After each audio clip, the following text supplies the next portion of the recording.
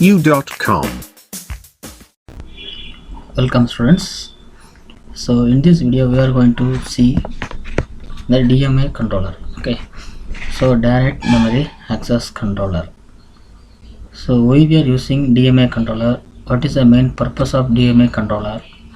Okay, then the block diagram description, after that control word format. So these are the things we are going to study today. So before seeing that, you must see the following video. Welcome to the session on direct memory access. Accessing memory directly sounds appealing. Let's try to understand the concept. We know that there is a latency or delay in the speed with which CPU executes the instructions and the speed with which the memory device serves CPU. This gap in the speed leads to a wastage of CPU time or cycles while interacting with the memory device like hard disk, especially for data transfer. Can we have some strategy to overcome this problem? Certainly yes.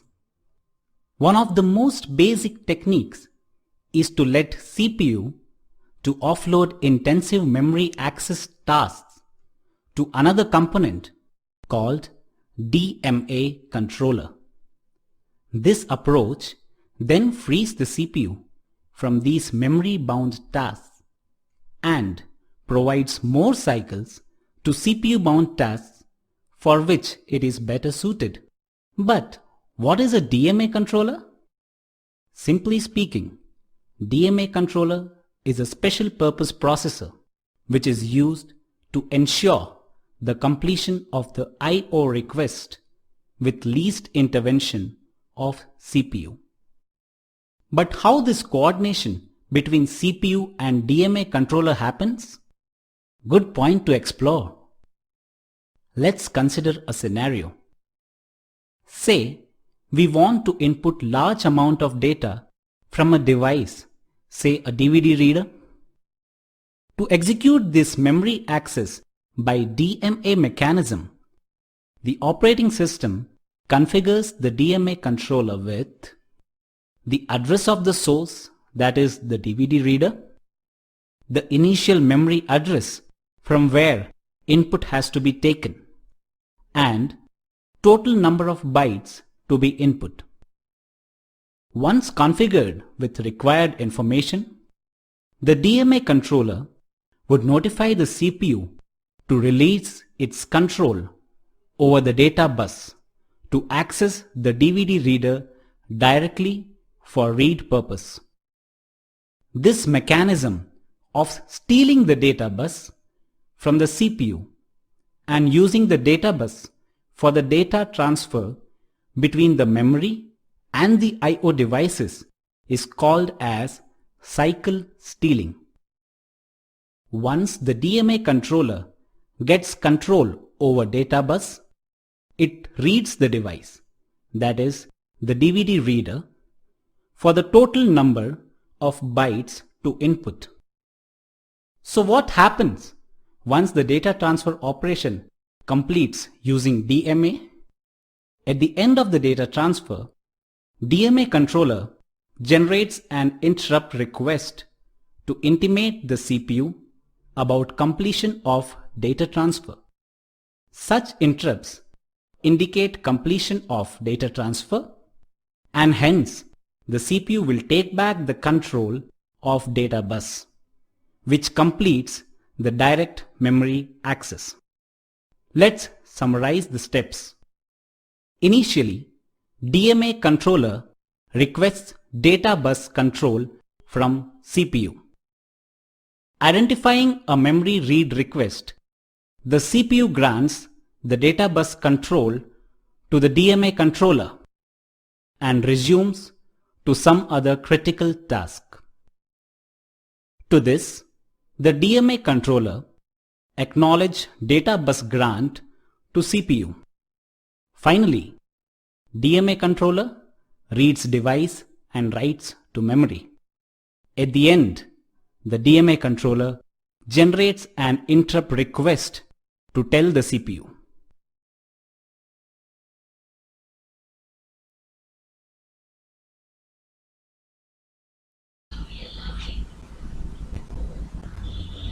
Okay, so now you can understand what is DMA controller.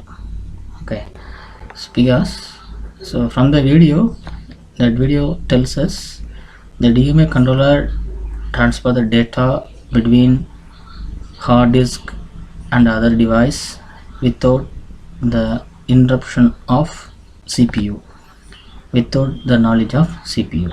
Okay, DMA controller temporarily borrow the address bus, data bus, control bus. So it used to transfer the data between hard disk and other devices or peripheral devices. Today we want to see first the features. So it is a 4-channel DMA. So we are having the 4 DMA channel is present in 8257. Then so 4 IO device can be interfaced with DMA controller. So 4 IO device, 4 channel is present, so totally we can interface 4 IO device. So the DMA controller can transfer any one of the IO device and memory without the knowledge of CPU. Next one is it is designed by Intel. Okay, so DMA controller is designed by Intel. It is mainly used to support the Intel product, Intel microprocessor, Intel microcontrollers. Then each channel have 16-bit address and 14-bit counter.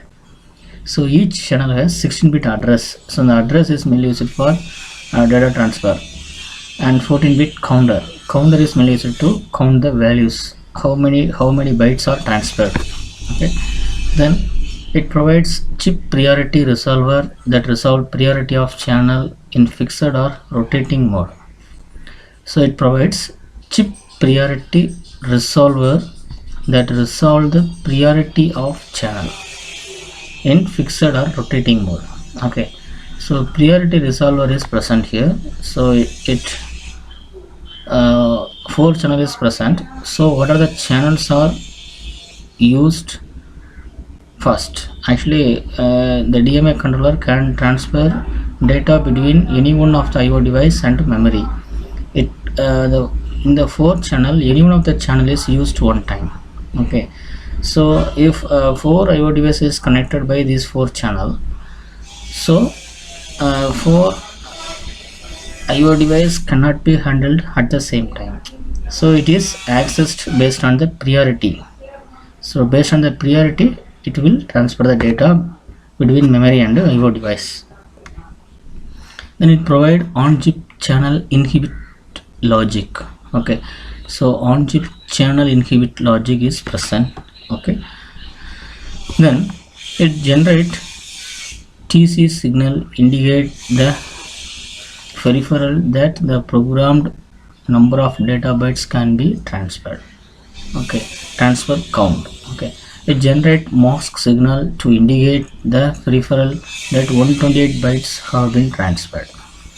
So mark signal, that is used to mark that is 128 bytes have been transferred. Okay, mark signal TC sign, that is used to indicate number of data bytes have been transferred. Mark signal indicate 128 bytes transferred. It requires single phase clock. Okay, the maximum frequency is 3 MHz, minimum frequency is 250 Hz. Okay, right, so these are the features. Then again we can say some points, that is it execute 3 DMA cycle, that is DMA read, DMA write and DMA verify. So it performs the 3 cycles, read, write and verification. And it provide AEN signal that can be used to isolate CPU and other device from system bus. While transfer the data between IO device and memory, it isolate the CPU and other device from system bus. That means address bus, data bus and control bus. Okay, so it will isolate automatically. So then only it can transfer the data between the memory and other device. Then it operates in two modes. Okay, and the DMA controller operates in two modes, that is a master mode and one is a slave mode. Okay, so these are the two modes of DMA controller. Then direct memory access, actually this is also a small introduction. So here the application that requires a huge amount of data transfer to memory from magnetic or optical disk to dedicated hardware device, the DMA controller is used. So DMA controller is mainly used to transfer large amount of data. Okay, so it temporarily borrow the address bus, data bus, control bus from the microprocessor and transfer the data bytes directly to the two different memory. Okay, and after that it will send the address bus, data bus, control bus to the microprocessor. Some device, DMA device even can do memory to memory transfer. Okay, memory to memory transfer also possible in some DMA controller. Okay, so this is a block diagram of DMA interfacing. So this is a CPU. So this is CPU. Here we are having the address bus, data bus and the control bus. So the DMA controller is connected with the address bus and the control bus. Okay, so by using the address bus and control bus, it will transfer the data between device A to device B without the knowledge of CPU. Okay, so for large amount of data transfer, CPU is no need to involve in data transfer. Okay, so here the data is transferring through data bus. Okay, at the time the data bus is held by DMA controller. Okay, CPU can execute any other program while transferring data between device A to device B. Okay, so this is a logic. Then this is a symbolic diagram that indicates a DMA transfer. So the DMA transfer is switch the address bus, data bus and control bus between microprocessor and peripheral device and memory. Okay, so it is automatically switch the peripheral device and memory. Okay, at the time the CPU and the microprocessor is isolated. Okay, right, so this is a CPU transfer. So this is a pin diagram of a DMA controller. So the DMA controller has 40 pins. Okay, 40 pins.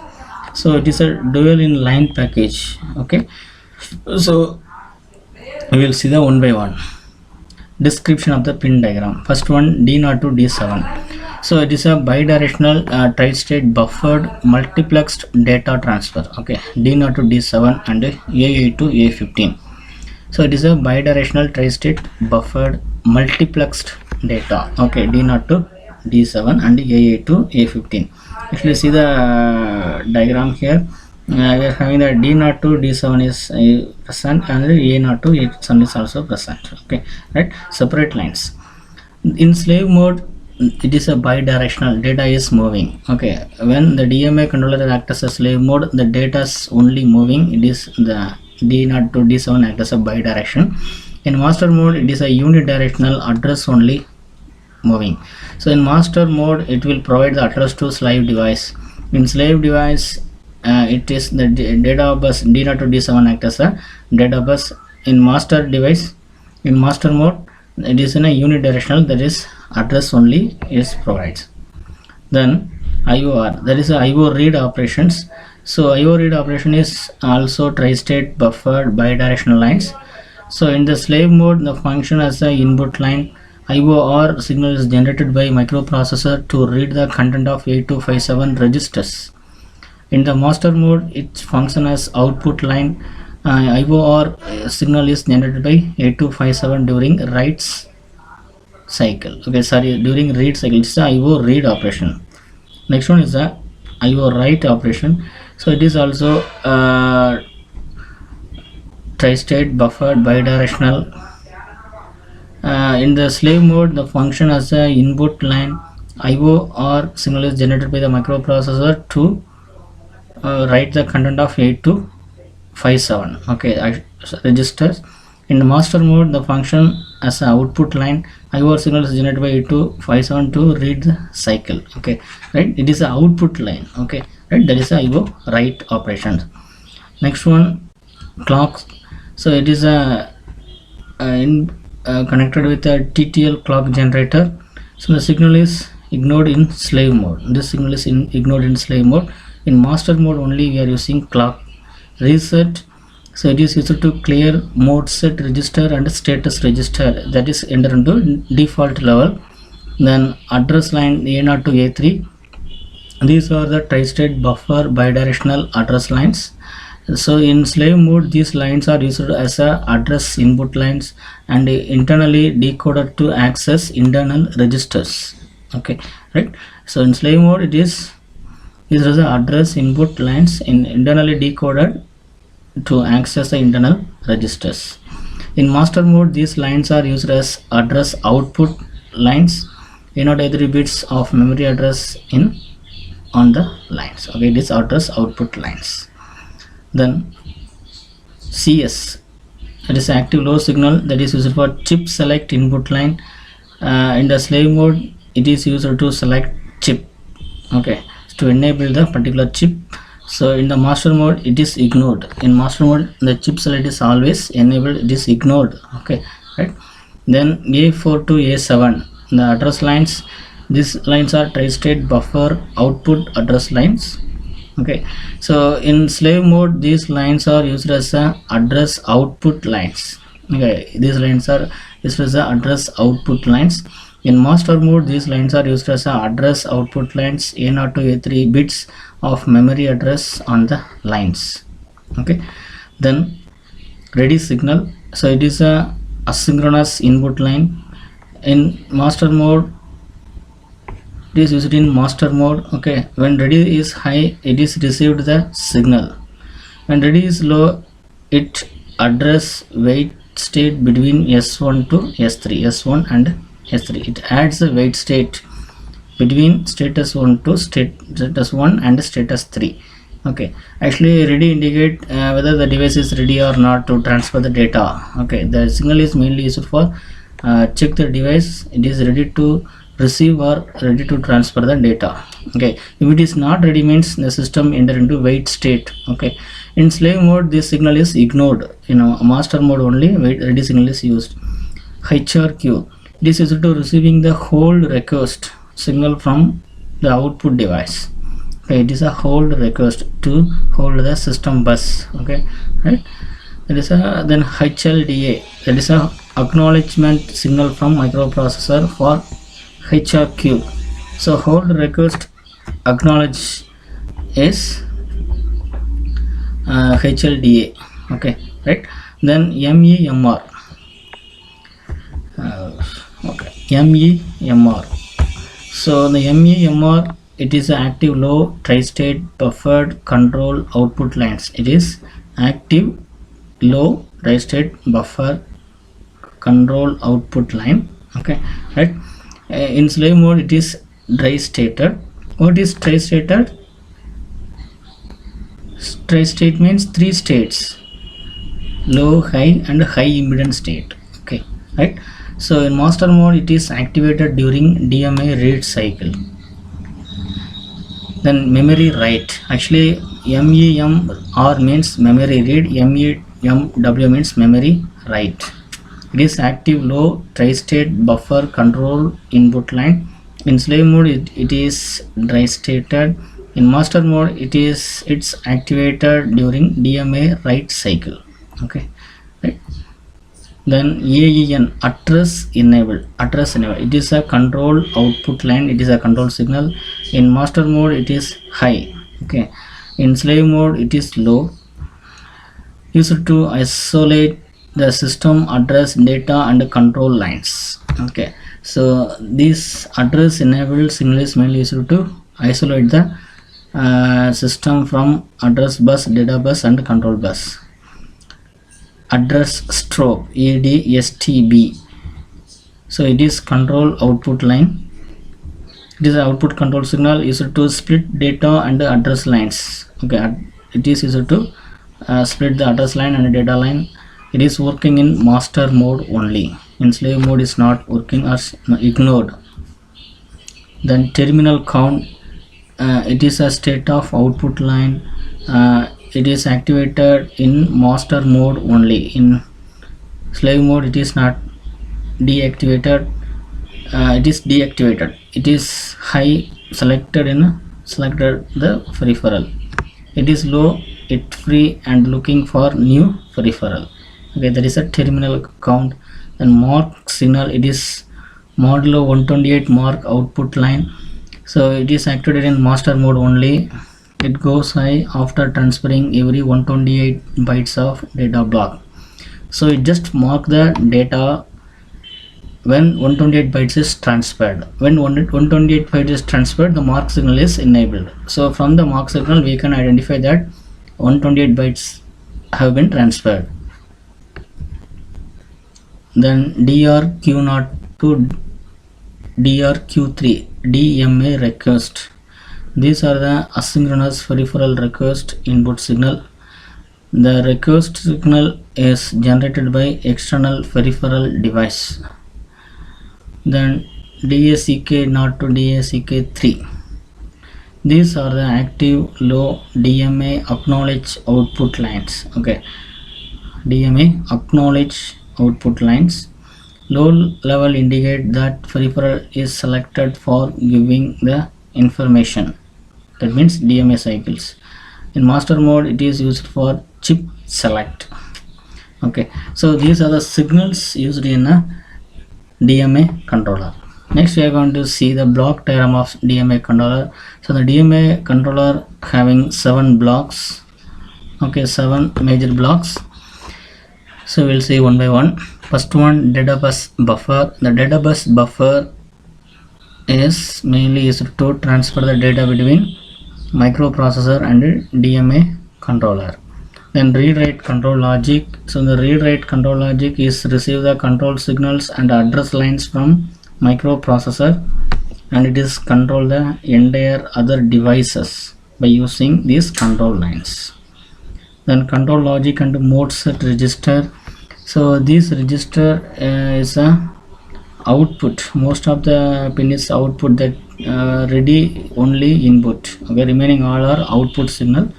So it is connected with the external device. Okay, that is address lines 4 to 7.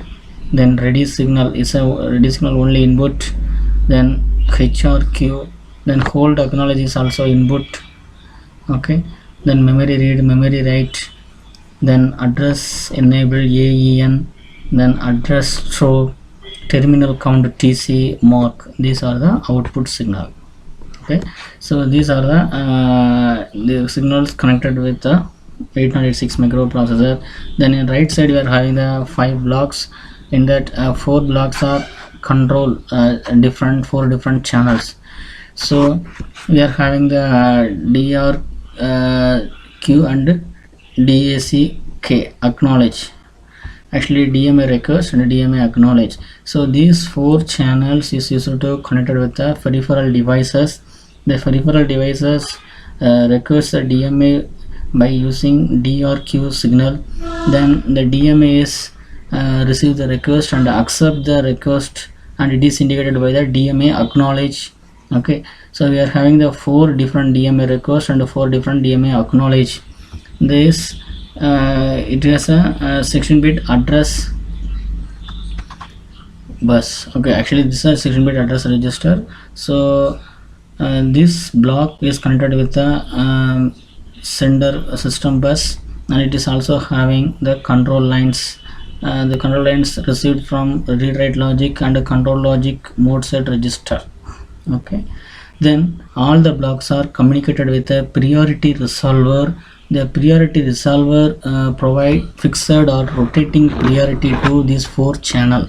Okay, so according to the program we can change the priority levels. Okay, so these 4 channels are connected with the peripheral device. So any one channel can be accessed at the time. So all the channels cannot be serviced at the same time. So any one channel can be active at the time. So if 2 devices are requested the interrupt DMA request, then any one of the device can be serviced. So which device is going to be serviced, that is indicated by the priority resolver.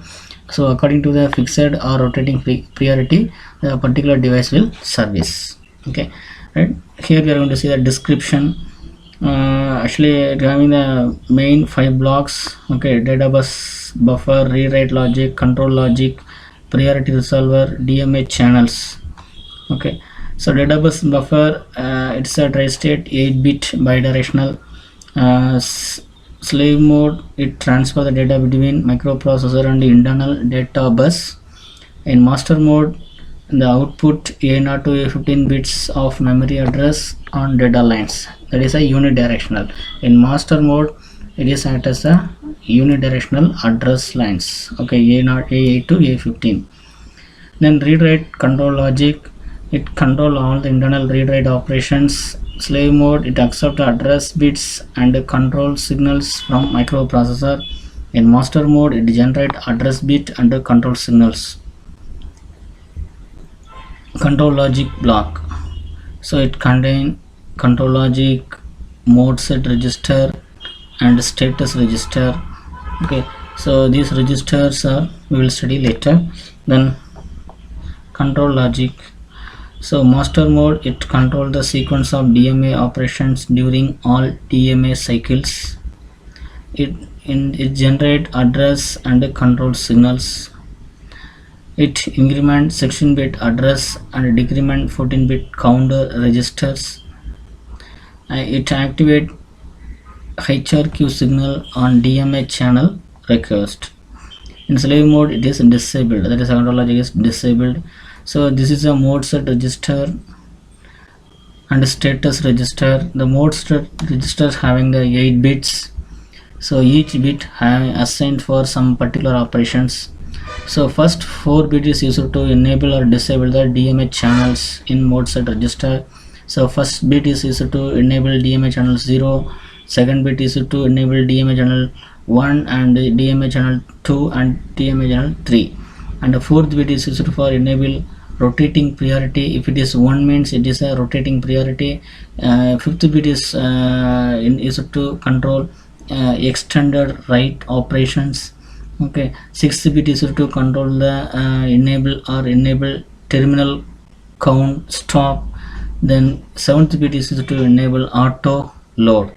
Okay, auto load, automatically load the data to 2 different devices. Okay, right, this is a mode set register. Only here we are using only 2 registers, very simple. Okay, right, so by using the 8 bits we can control the 4 channels and 4 different operations.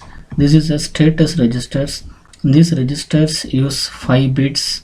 In that first 4 bits used for indicate the status of every channel. First 0th bit is to indicate the status of channel 0 and channel 1, channel 2, channel 3 respectively, and the 4th bit, actually 5th bit, that is used to updating the flag registers. Okay, so only 2 control word used in DMA controller. Okay, which is easy to program. Then this is a diagram that is indicate the interfacing of 8257 with 8086 microprocessor. Okay, so how 8086 microprocessor connected with 8257 DMA controller, that is in maximum mode. Okay, actually it is connected with MN. Okay, so actually it is under the VCC, so it is in minimum mode configuration. Okay, so this is a symbolic diagram. This is not for examination purpose, just for understanding. Okay, so this diagram is not needed for examination. Okay, right. So students, thanks for watching. Okay, so DMA controller is a very important question in university examination. So block diagram only you can draw, block diagram and control words. Okay, only 2 control words are present in DMA controller. So draw the block diagram and give block diagram description. After that draw the control word format. Okay, pin diagram is not needed. So in this unit you no need to draw the pin diagram of any peripheral interfacing devices. Okay, pin diagram is not needed. Okay, so don't draw the pin diagram in examination. Okay, don't waste the time, just draw the block diagram and control words. These are the diagrams very important in examinations. Okay, so thanks for watching. Thank you.